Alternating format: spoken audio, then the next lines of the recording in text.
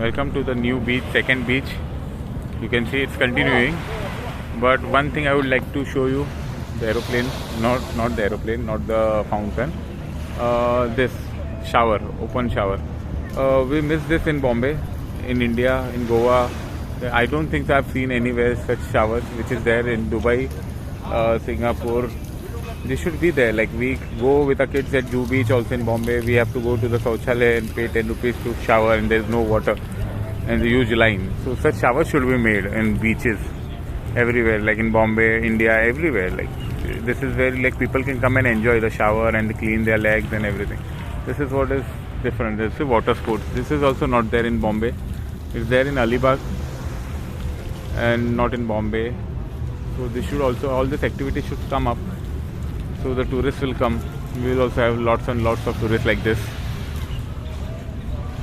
So we'll see another beach. Okay.